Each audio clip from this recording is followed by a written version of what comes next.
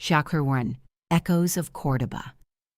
Tonight we travel to a place where the air still holds the memory of ancient voices, where olive trees older than empires stretch their gnarled arms toward a Spanish sky that has witnessed the rise and fall of civilizations. Close your eyes and let me take you to Cordoba, a city that breathed with the rhythm of two worlds. It is here, in what we now call Cordoba, that our story begins. Not with the philosopher you may know from dusty texts or marble busts, but with a boy whose bare feet knew every stone in these sun-baked streets. A child who would grow to counsel emperors and write words that would echo through 20 centuries. But tonight, he is simply Lucius Annaeus Seneca, son of Cordoba, child of the olive groves. Picture this place with me. The morning light falls differently here than anywhere else on earth. It spills like honey across the rolling hills, catching in the silver-green leaves of countless olive trees that march in ancient rows toward the horizon. The air is warm and still, carrying the scent of wild rosemary and the distant promise of the Guadalquivir River winding its way toward the sea. This is Hispania, but it is also Rome. Two souls inhabiting one body, two languages dancing on the same tongue. In the Forum, marble columns rise like prayers to Roman gods, while in the hills beyond, Iberian shepherds sing songs their grandfathers sang before Caesar ever dreamed of crossing the Rubicon. Young Seneca breathes both worlds with every breath, and perhaps this is where his wisdom first began to take root. His father, Marcus Annaeus Seneca, is a man of words and reputation. A reader, they call him, one who teaches the art of persuasion, the craft of turning thoughts into weapons or balm, depending on the need. In the cool courtyard of their villa, beneath the shade of a pomegranate tree heavy with fruit, the elder Seneca's voice carries the weight of authority as he instructs his pupils in the delicate dance of Roman oratory. But it is not just rhetoric that fills this house. There is something else. A quality of attention, of deep listening, that seems to live in the very walls. The servants move with quiet dignity. Conversations linger over meals as if words themselves were courses to be savored. Even silence has weight here, has meaning. Young Lucius learns early that there are different kinds of power in the world. There is the power of the sword, which Rome carries to the corners of the earth. There is the power of gold, which flows through Cordoba's markets like a golden river. But there is also the power of understanding, the power of seeing clearly, of accepting what cannot be changed while working skillfully with what can be transformed. Perhaps it begins in those olive groves that surround the city like a green and silver sea. Here, walking between trees that were ancient when his grandfather was young, Lucius learns his first lessons in time and patience. An olive tree does not hurry. It does not strive or struggle or demand immediate reward. It simply grows, season by season, year by year, offering its fruit when the time is right and standing serene when the harvest is done. The boy's hands learn the texture of olive bark, rough and deeply grooved, scarred by decades of wind and sun and storm, yet still reaching skyward. His eyes learn to read the language of leaves, how they shimmer silver when the wind turns them, how they darken before rain, how they catch and hold the light of dawn like tiny mirrors reflecting eternity. In the heat of summer afternoons, when even the cicadas fall silent and the air shimmers with heat, Lucius often finds himself in the deepest part of the grove, where the oldest trees cast pools of blessed shade. Here, in the cathedral, quiet broken only by the distant sound of water moving over stones, something settles in his young soul, a recognition perhaps that there is a rhythm to existence larger than human wanting or fearing. His mother, Helvia, watches her son with the knowing eyes of a woman who has learned to read hearts as easily as others read scrolls. She sees how he gravitates toward stillness, how he listens not just to words, but to the spaces between words. When other children play at being gladiators or generals, Lucius sits by the fountain in their garden, watching water fall in an endless cycle from basin to basin, his dark eyes holding questions too large for his young tongue to frame. He thinks too much, the neighbors sometimes whisper, but Helvia knows better. Her son does not think too much. He feels too much. He carries the weight of the world's suffering in his small shoulders, weeps for birds with broken wings, grows quiet when he hears raised voices from the slave quarters. This tenderness, she knows, will either break him or make him wise. Perhaps both. The streets of Cordoba themselves become his teachers. Here, where Roman efficiency meets Iberian passion, where Latin mingles with local dialects in the marketplace, where the architecture speaks of conquest but the people speak of home, young Seneca learns that identity is not a simple thing. He is Roman by law, Iberian by birth, human by the grace of gods whose names shift depending on who is speaking. In the morning markets, he watches merchants weigh silver against spices, watches customers examine pottery with the concentration of scholars studying sacred texts. He sees how desire moves across faces like weather, the flash of wanting, the shadow of disappointment, the brief sunshine of satisfaction that never lasts quite as long as people hope it will. There are lessons everywhere for eyes willing to see them. In the public baths, where senators and shopkeepers soak in the same warm waters, their naked bodies revealing the democracy of flesh that politics cannot touch. In the amphitheater, where crowds cheer for blood while their children play at their feet, innocent of the contradiction their parents embrace. In the temples, where prayers rise like incense toward gods who remain mysteriously silent, leaving humans to make sense of their own lives as best they can. But perhaps the deepest lessons come in the quiet hours, when day softens into evening and the olive groves fill with golden light. Walking these familiar paths with his father, listening to stories of great orators and greater failures, Lucius begins to understand that wisdom is not about having all the answers. It is about asking better questions. Not why do we suffer, but how shall we meet our suffering? Not why do we die, but how shall we live? The river calls to him too, the Guadalquivir flowing past Corduba on its ancient journey to the sea. Standing on its banks in the evening, watching the current carry away fallen leaves and flower petals, and the small offerings children sometimes toss to the water gods, he senses something profound about the nature of time itself. Everything flows, everything passes. Nothing remains exactly as it was, yet something essential continues, moves forward, endures. These are the foundations being laid in a boy's heart. Not yet philosophy, but the soil from which philosophy will grow. The recognition that life is both beautiful and brief, that humans are both magnificent and fragile, that wisdom lies not in avoiding difficulty, but in meeting it with grace. As night falls over Corduba, as the olive groves settle into silver silence under a canopy of stars that have watched over this land since before memory began, something is taking shape in the soul of a boy who will grow to counsel emperors and comfort the afflicted across centuries. But that is still to come. For now, there is just this: the scent of jasmine drifting through an open window, the distant sound of his father's voice discussing the day's lessons with a colleague, his mother's gentle humming as she tends to some small domestic task.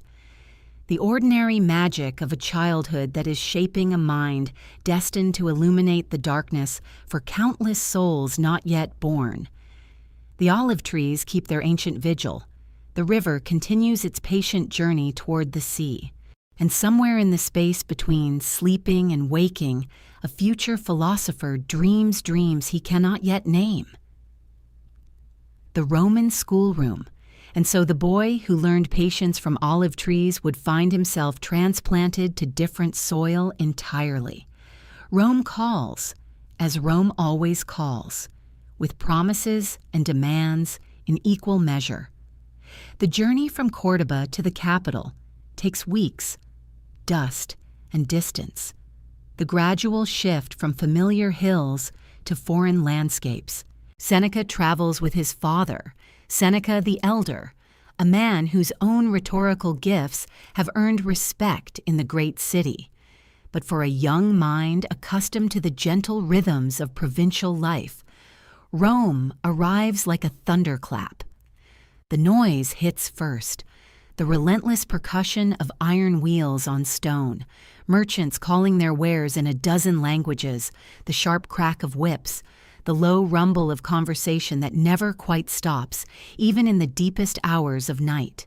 This is a city that breathes differently, faster, shallower, always slightly out of breath, but it is in the quiet spaces that learning happens, and Rome, for all its chaos, knows how to create pockets of stillness where minds can grow.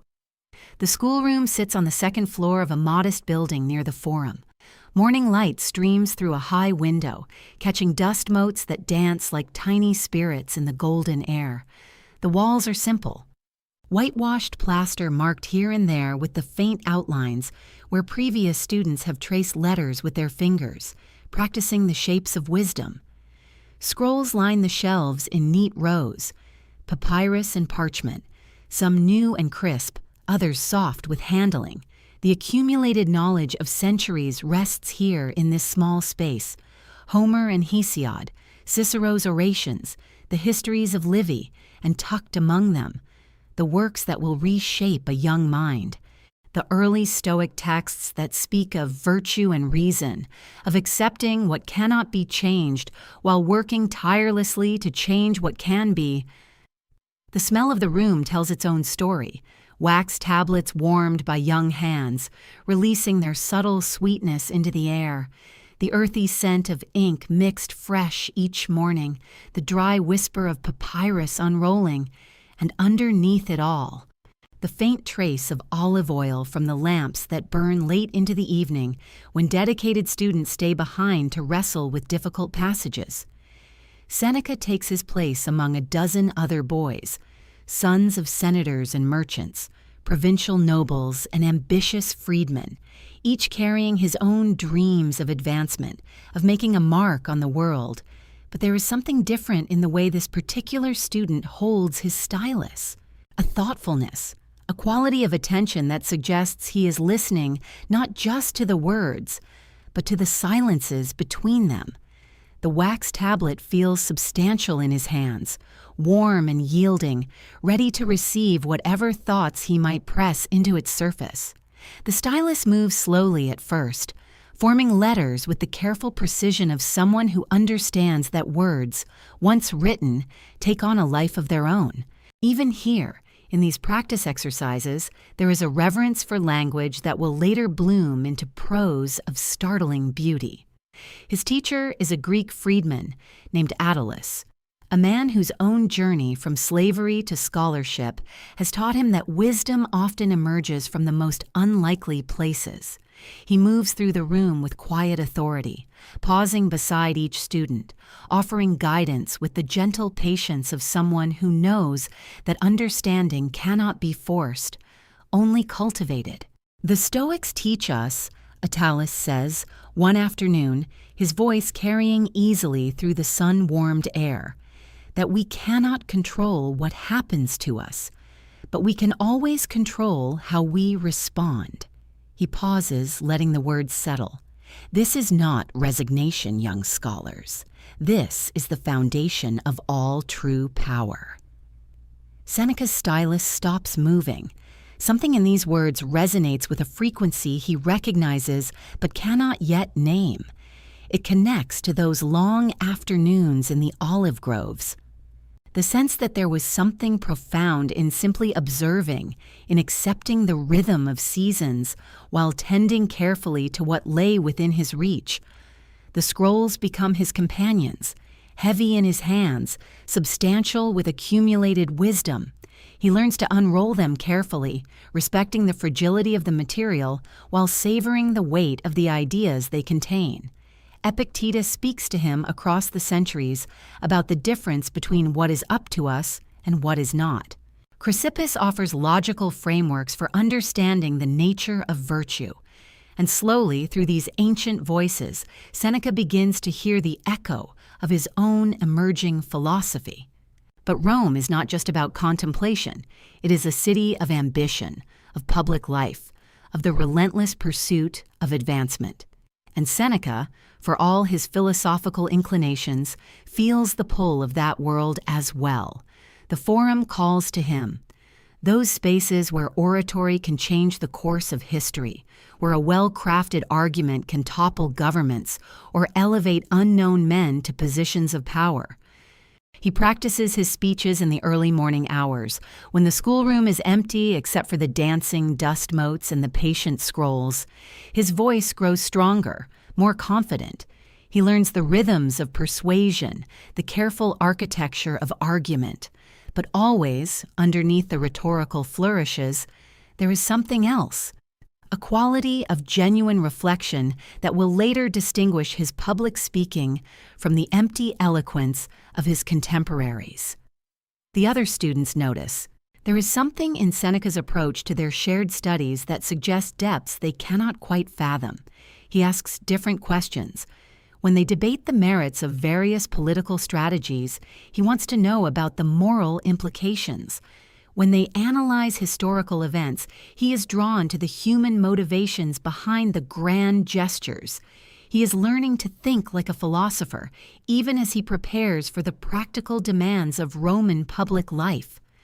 The wax tablets pile up, covered with his careful notations, fragments of ideas that will later develop into full treatises, questions about the nature of happiness, the proper response to suffering, the relationship between individual virtue and social responsibility, the seeds of a lifetime's work planted in the quiet hours of concentrated study.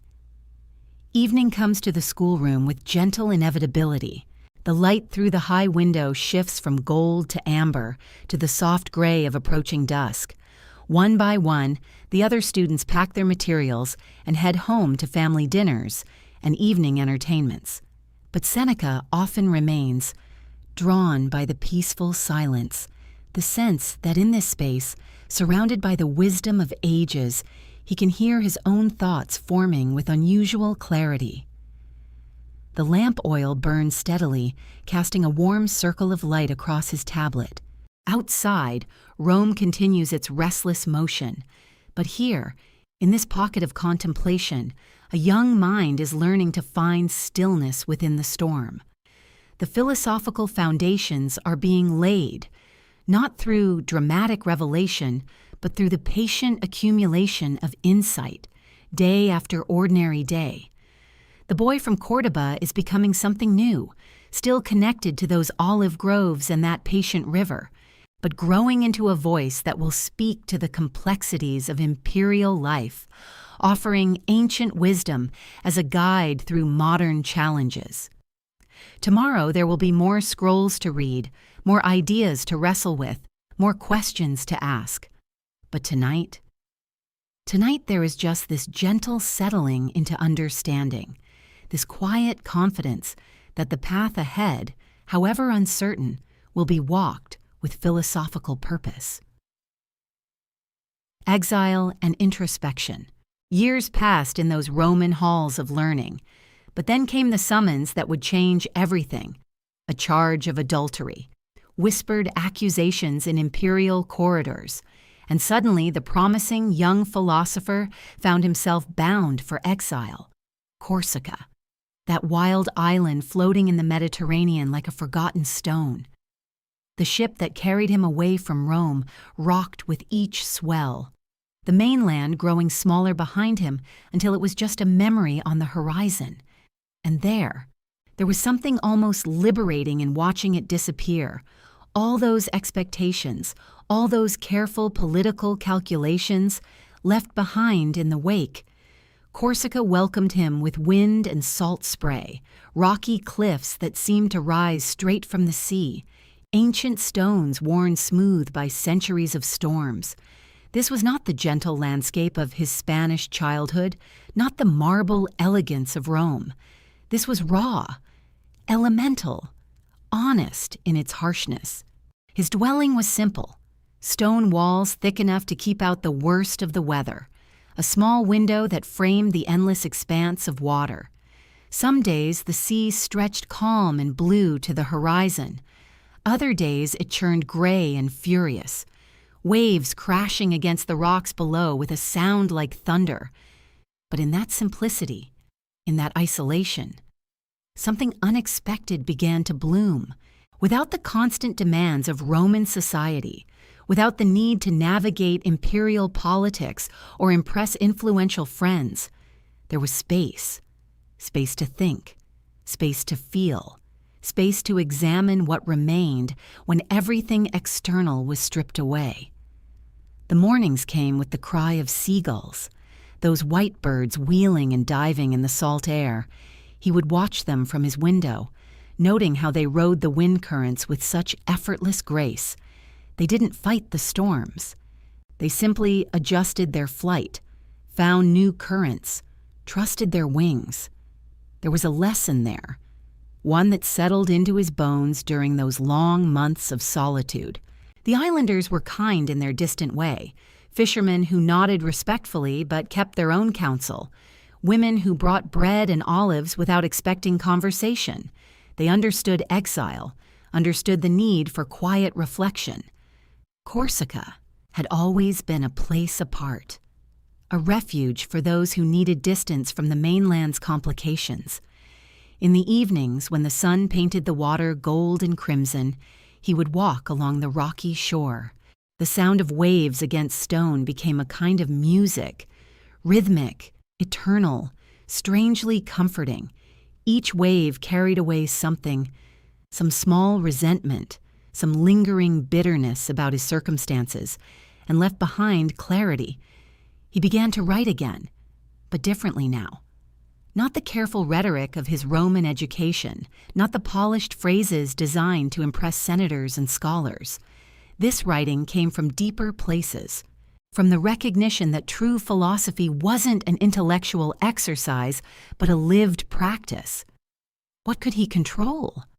Not the accusations that had brought him here, not the emperor's whims or the gossip of the court, but he could control his response, his inner landscape, the story he told himself about what was happening. Some nights when sleep eluded him, he would light a small oil lamp and read.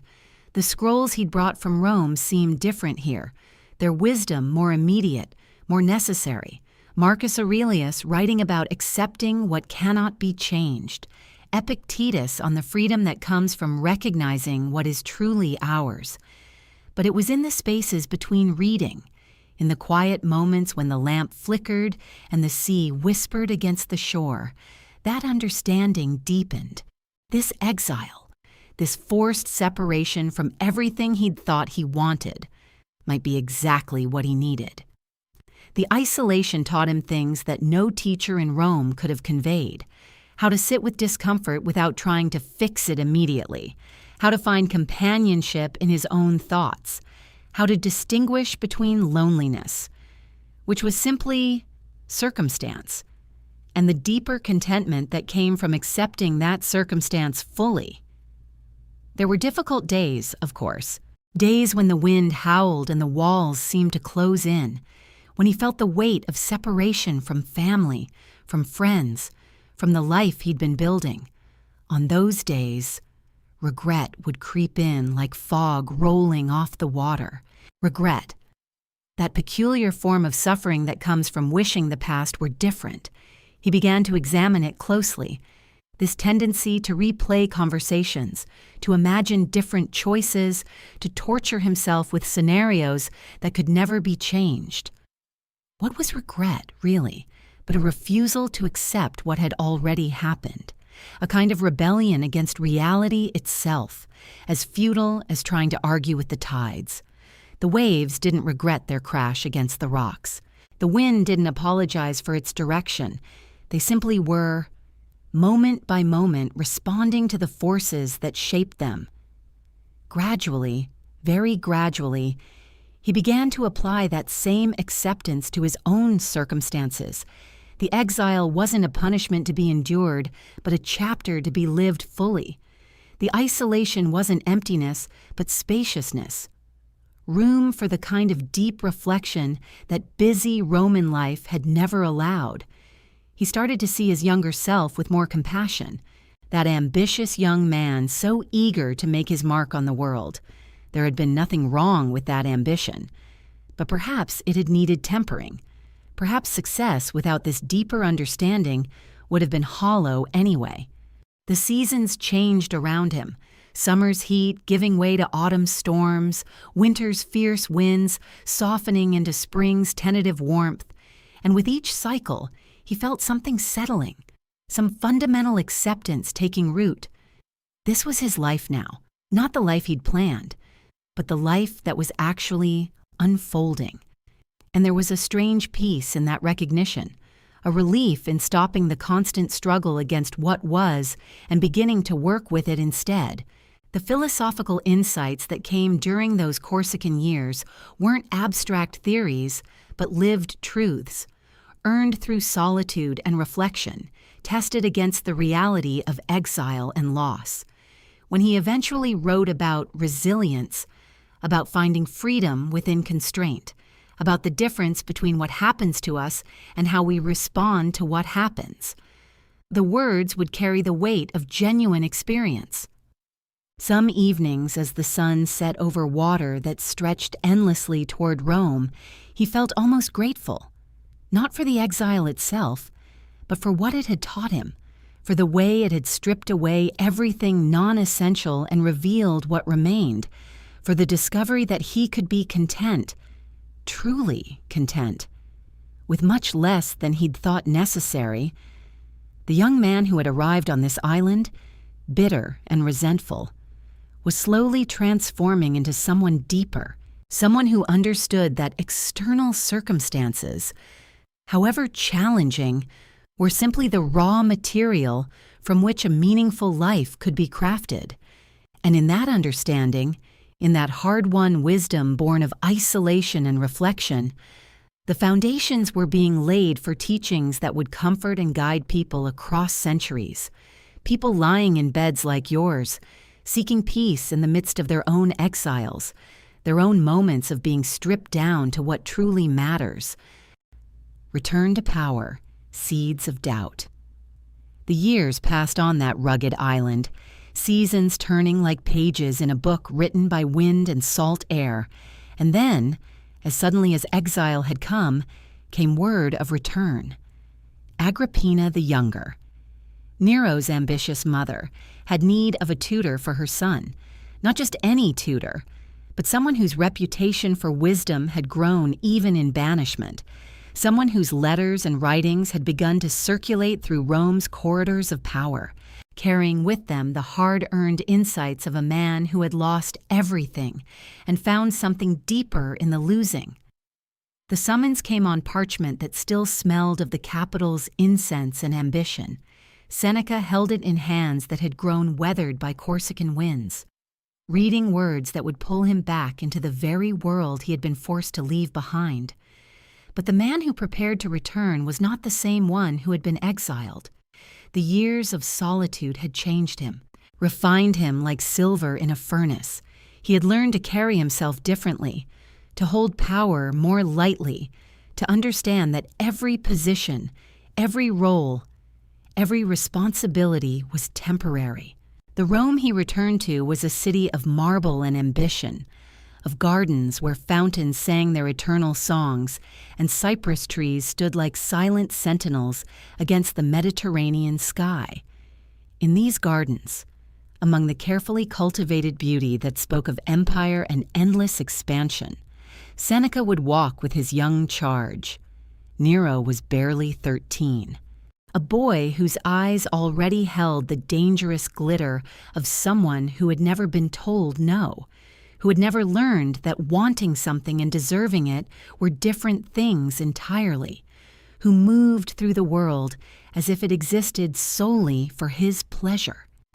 The gardens where they met for lessons were studies in controlled beauty, Marble statues of gods and goddesses gazed down with blank stone eyes, their faces carved into expressions of eternal serenity that revealed nothing of the chaos that so often ruled mortal hearts. Flowering plants bloomed in perfect rows, their colors chosen and arranged by gardeners who understood that even nature, in Rome, must serve the empire's vision of itself. The sound of water was everywhere, fountains gurgling softly as they had for generations, their gentle music meant to soothe and inspire contemplation. But beneath that peaceful surface, Seneca could sense the currents of ambition and intrigue that flowed through every corner of Roman political life.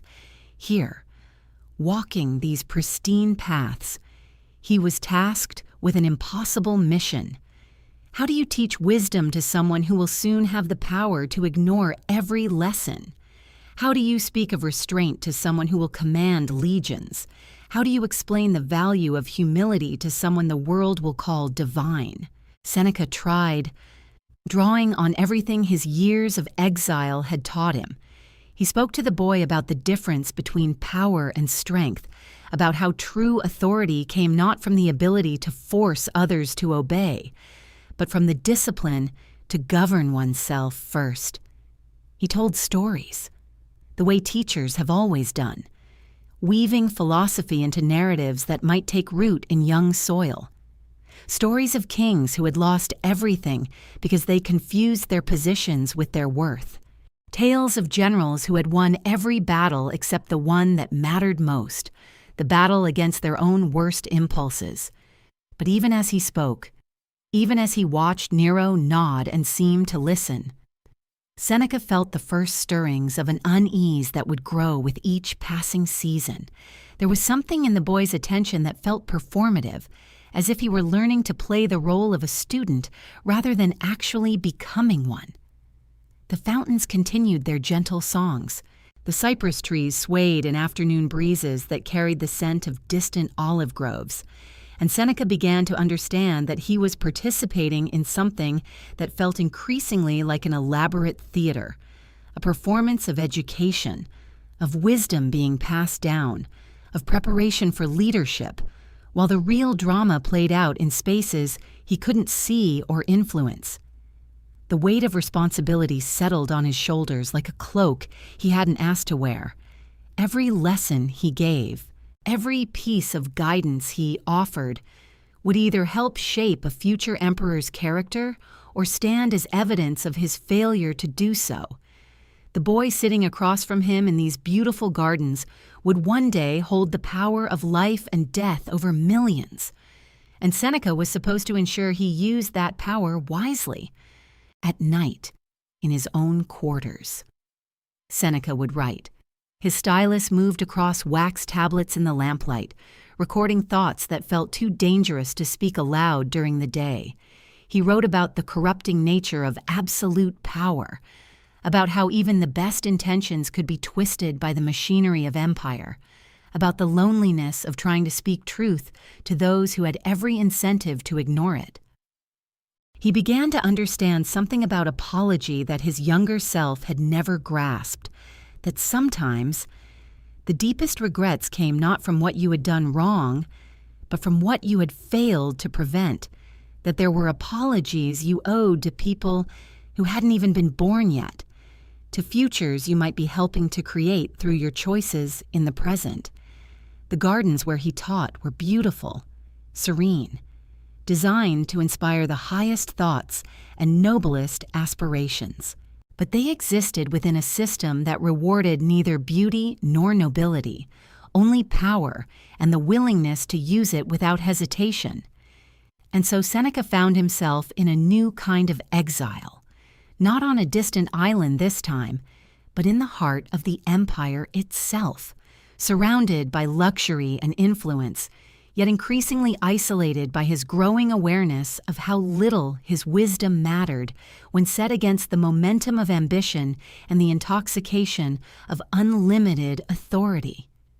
The fountains sang their ancient songs, the statues gazed down with their eternal calm, and somewhere in those peaceful gardens, The seeds of future sorrows were being planted in soil that looked so fertile, so promising, so perfectly prepared for growth. He would continue to teach, continue to hope, continue to believe that words and wisdom might yet make a difference. But late at night, when the gardens were empty and the fountains echoed in the darkness, Seneca was beginning to understand that some students cannot be reached and some futures cannot be changed, no matter how desperately we wish they could be. The man who had learned acceptance in exile was about to learn a harder lesson still, that sometimes the most difficult thing to accept is not your own powerlessness, but the terrible weight of partial power, and the compromises it demands from anyone who chooses to wield it. Retreat and reflection. And so, Seneca made a choice that few men of power ever make willingly. He stepped back from the center of the storm and chose instead the quiet sanctuary of his own mind. The gardens where he had once tutored young Nero became distant memories, replaced by the intimate warmth of his private study, a room that smelled of parchment and lamp oil, of ink and the faint sweetness of beeswax candles. Here, in this sanctuary, surrounded by scrolls and the gentle scratch of his quill against papyrus, Seneca began the work that would outlast emperors and empires. The writing desk was simple, polished wood worn smooth by years of use. A partially completed letter lay open before him, the ink still wet on words that would travel across the Roman world, carrying wisdom born of experience, of exile, of compromise, and of hard-won understanding. His quill rested beside a small clay inkwell, the kind that countless scholars had used before him, and would use long after he was gone. There was something deeply satisfying about this connection to all the seekers and thinkers who had sat in similar rooms, wrestling with similar questions, trying to make sense of what it means to live well in an imperfect world.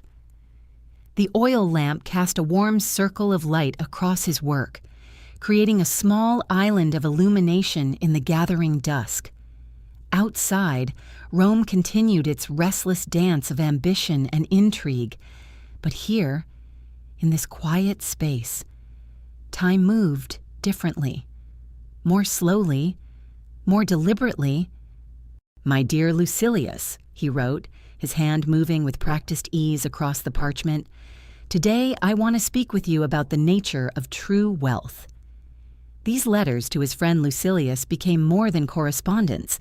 They became conversations with himself, with anyone who had ever felt the weight of living, the difficulty of choosing virtue when the world rewards vice, the challenge of finding peace when everything around you demands performance. In the stillness of his study, Seneca found himself returning again and again to the lessons that exile had taught him. The distinction between what we can control and what we cannot seemed even more precious now, having lived through years of wielding power that was always, ultimately, an illusion.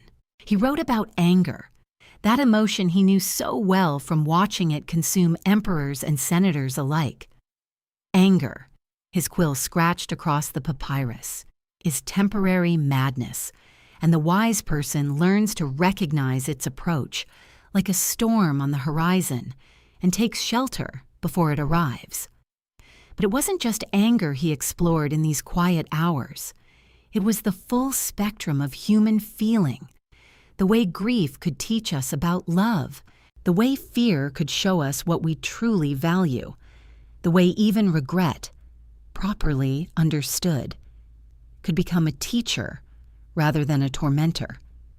The lamp flickered slightly, casting dancing shadows on the walls lined with scrolls.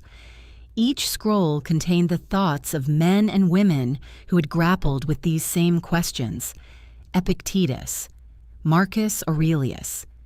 Voices from across time joining in this eternal conversation about how to live. "We suffer more in imagination than in reality," he wrote one evening, the words flowing from some deep well of understanding.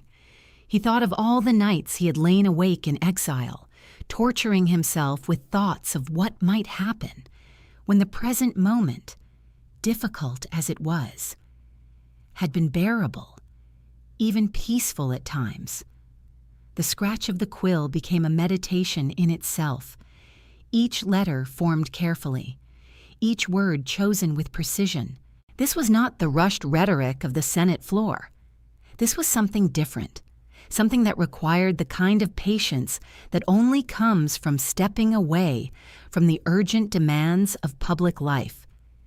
In the margins of his letters, he sometimes sketched small observations, a note about the way morning light fell across his garden, a reminder about a dream that had brought unexpected clarity. These fragments revealed a man learning to pay attention, to notice, to be present in his own life rather than always performing for others. The willing, destiny guides them. The unwilling, destiny drags them, he wrote, remembering his own journey from the bitter resistance of early exile to the gradual acceptance that had brought him peace, and now to this new understanding that stepping away from power could be its own form of strength. His essays during this period took on a different quality, less concerned with impressing readers, more focused on truth, on the kind of insights that only come from honest self-examination.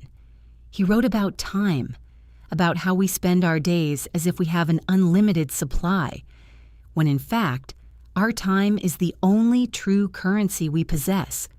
The study grew quieter as the night deepened, the sounds of the city fading to a distant murmur. Here, in this circle of lamplight, surrounded by the tools of thought and reflection, Seneca discovered something he had been searching for his entire life without knowing it, the profound satisfaction of work that serves not ambition, but understanding. Every new beginning comes from some other beginning's end, he wrote, thinking of his own journey, from the olive groves of Cordoba to the corridors of power in Rome, to this quiet room where the only authority that mattered was the authority of lived experience, honestly examined, carefully considered, and gently shared. The quill rested in his hand like an old friend. The parchment received his thoughts without judgment, and in the gentle rhythm of writing, of thinking, of discovering what he believed by putting it into words, Seneca found something that had eluded him through all his years of public service. He found himself, the lamp burned steadily, casting its warm light over work that would outlive emperors, over wisdom that would comfort countless souls in centuries yet to come, over the quiet triumph of a man who had learned, finally, that the most important conversation is not with the powerful, but with the part of ourselves that seeks to understand, to grow, and to find peace in the midst of an uncertain world. Vipassion, legacy, and acceptance. The years passed like water, flowing steadily, carrying with them the weight of accumulated wisdom and the quiet satisfaction of work that mattered. In his study, surrounded by the gentle rustle of parchment and the soft scratch of stylus on wax, Seneca continued to write, continued to explore the deepest questions of human existence, continued to offer comfort to those who, like himself, had learned that life rarely unfolds as we expect. His letters grew more profound, more honest, more willing to admit uncertainty. "I am still learning," he wrote to Lucilius one autumn evening, the words carrying the humility of a man who had discovered that true wisdom begins with acknowledging how little we truly know.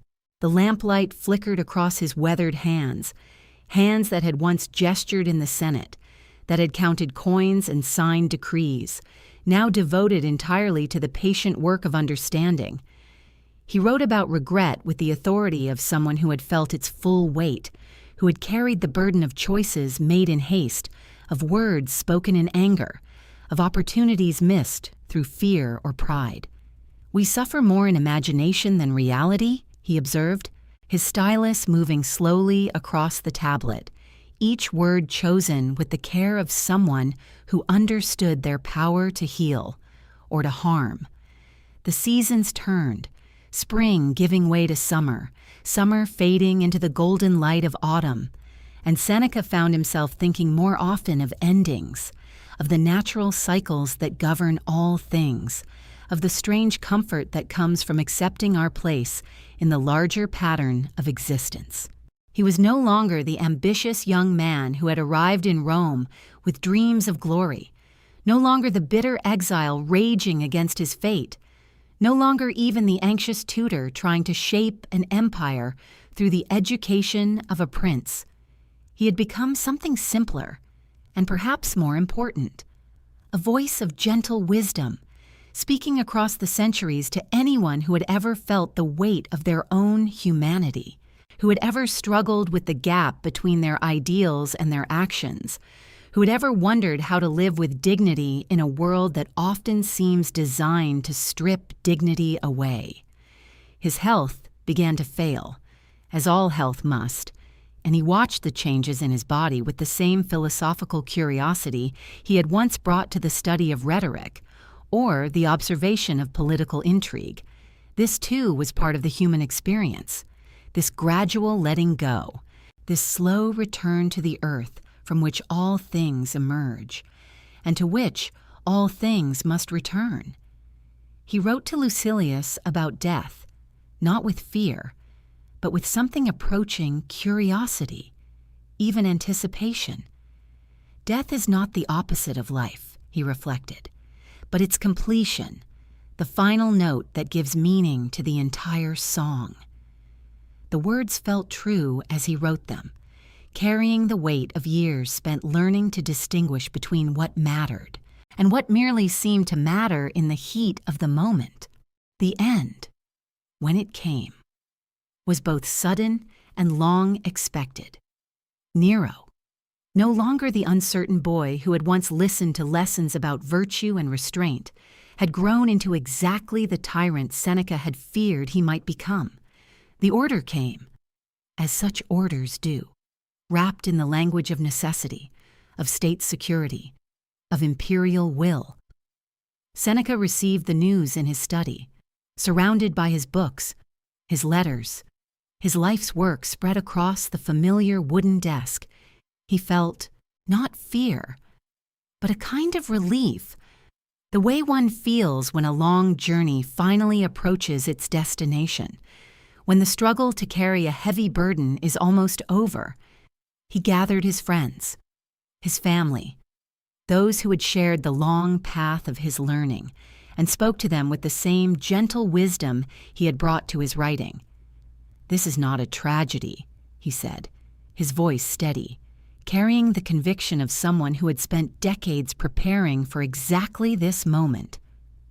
"This is simply the way things are." His death was as philosophical as his life had become, marked not by drama or protest, but by the quiet acceptance he had learned in exile, the same acceptance that had allowed him to step away from power, to find peace in his study, to discover that the most important victories are won not in the public arena, but in the private chambers of the heart. And then, silence.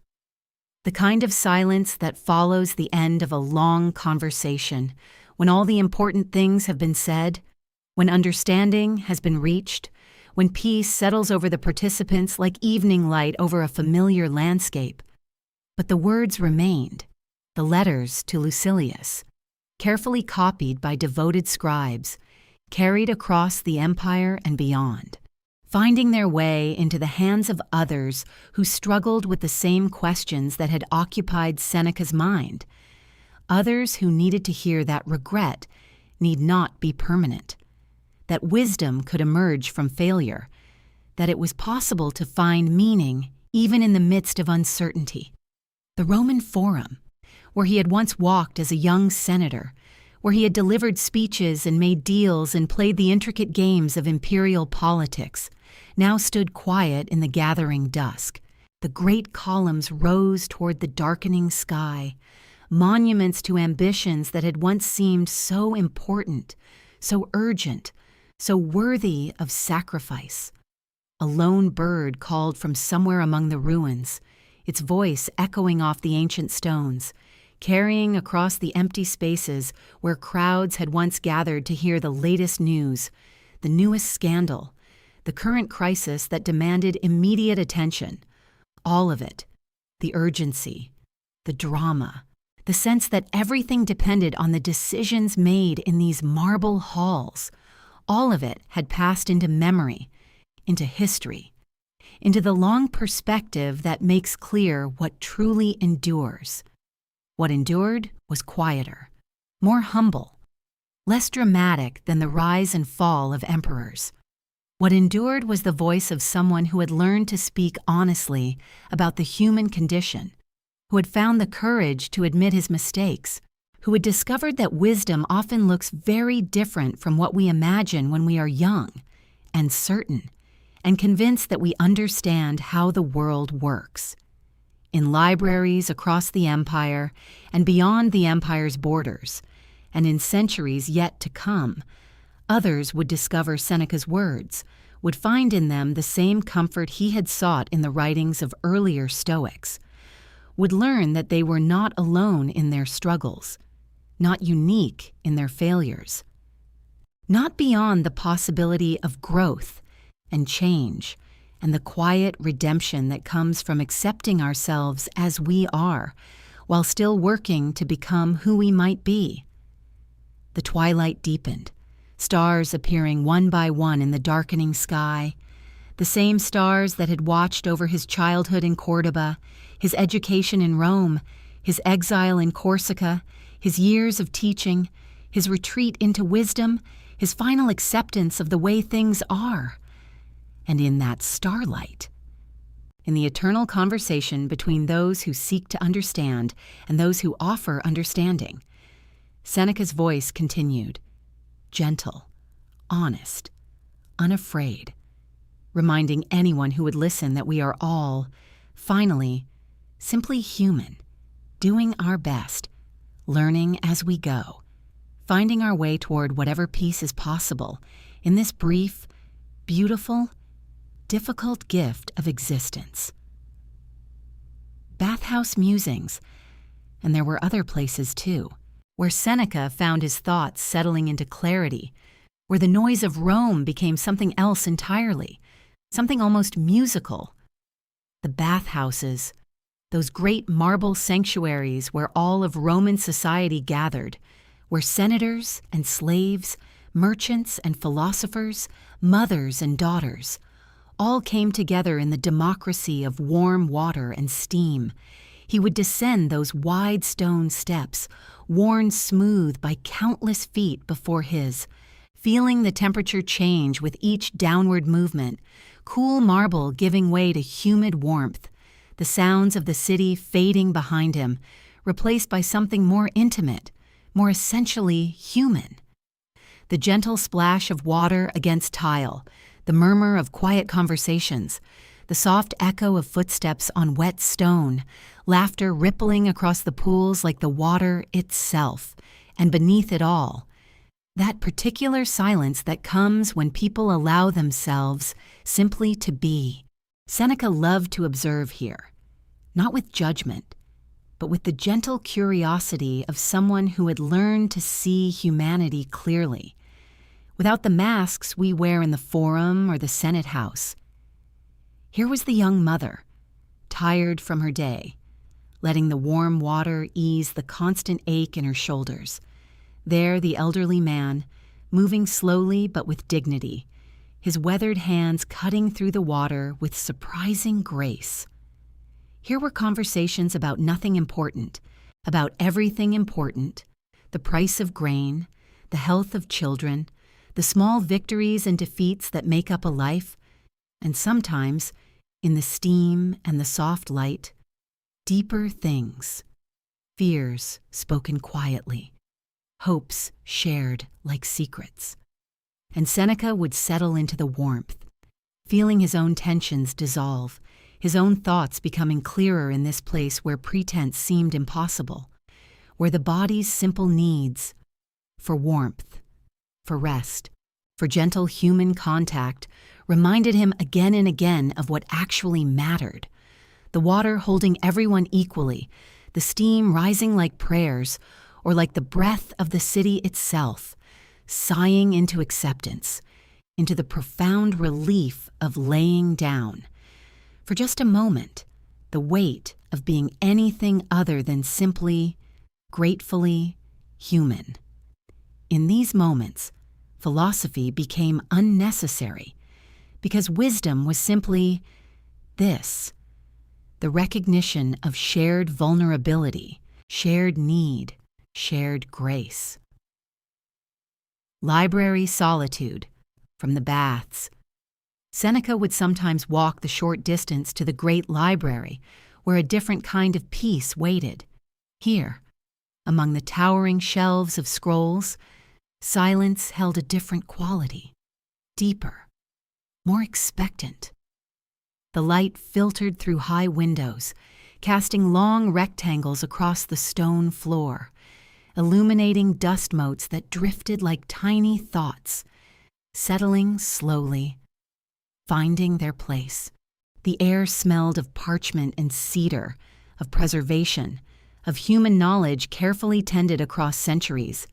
He would choose a scroll almost at random sometimes, unrolling the familiar weight of papyrus, feeling the slight roughness under his fingertips, the words of Epictetus, or Chrysippus, or some poet whose name had been worn away by time. It hardly mattered.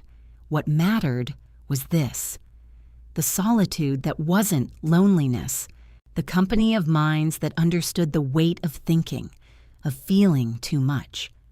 A ladder leaned against one of the higher shelves, as if someone had climbed toward wisdom, then descended, leaving the possibility open for the next seeker. Seneca found comfort in that image: the endless reaching, the patient return to earth, the knowledge that others had stood here, wondering, searching, setting down their questions in the same gentle silence. The scrolls held so many attempts, so many human voices trying to make sense of suffering, of joy, of the strange persistence of hope, even when hope seemed foolish. Each text was someone's offering, their way of saying, "I was here. I struggled. I found this small thing that helped."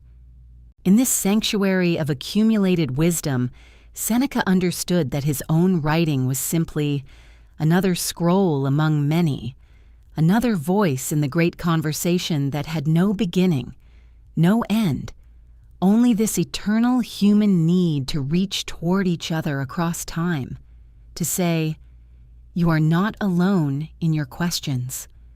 The library held them all, the seekers, the doubters, the gentle philosophers who had learned that wisdom wasn't about having answers, but about sitting peacefully with the beautiful, endless mystery of being human, surrounded by the whispered company of all who had wondered before. Stone Bridge contemplation. The stone bridge had always called to him, this ancient arch that spanned the Tiber with such quiet certainty, built by hands long forgotten, yet still carrying the weight of Rome, still offering passage from one shore to another. Seneca walked slowly across the weathered stones, feeling their coolness beneath his sandals, listening to the gentle murmur of water flowing below, unhurried, eternal, indifferent to the rise and fall of empires, the ambitions of men, the weight of years. He paused at the center, where the arch reached its highest point, and rested his hands on the worn parapet. These stones had witnessed so much, generations of Romans crossing, carrying their hopes, their sorrows, their daily bread, their secret fears, all of it flowing over this bridge like the river beneath, constant, ever-changing. The water moved with such patience, finding its way around obstacles, wearing away resistance not through force, but through gentle, persistent presence. How long had it taken to carve these banks, to smooth these stones, to teach him this lesson about the power of accepting what flows rather than fighting the current? Trees along the riverbank swayed softly, their leaves catching the late afternoon light, whispering ancient secrets to anyone willing to slow down, to listen, to remember that wisdom often came not in grand revelations, but in these quiet moments of simply being present to the world's patient teachings. A bird landed nearby, preened its feathers without self-consciousness, then flew away, so beautifully unburdened by the need to be anything other than exactly what it was, standing here, suspended between shores, between earth and sky, between the rushing of his earlier years and the deeper stillness he was learning to trust. Seneca felt something settle in his chest, a recognition that perhaps the greatest philosophy wasn't found in scrolls or debates, but in these moments, when the soul found its natural rhythm, aligned with the patient flow of rivers and time and the gentle certainty of stones that had learned to simply endure. Courtyard peace. And in his final years, Seneca would often retreat to a simple courtyard where water fell in gentle cascades into a weathered stone basin. The fountain's voice was constant, unhurried, like the wisdom he had slowly gathered through decades of seeking. Here among the potted herbs and climbing vines, with sunlight filtering soft and golden through the leaves, he found what all his studying had pointed toward, not in grand theories or imperial halls, but in the simple truth of water finding its level, of plants reaching toward light, of moments that asked nothing of him except presence. And as the afternoon light shifted across the courtyard stones, as the fountain continued its patient song, Seneca understood that this too was philosophy, this quiet gratitude, this gentle settling into the rhythm of small, eternal things.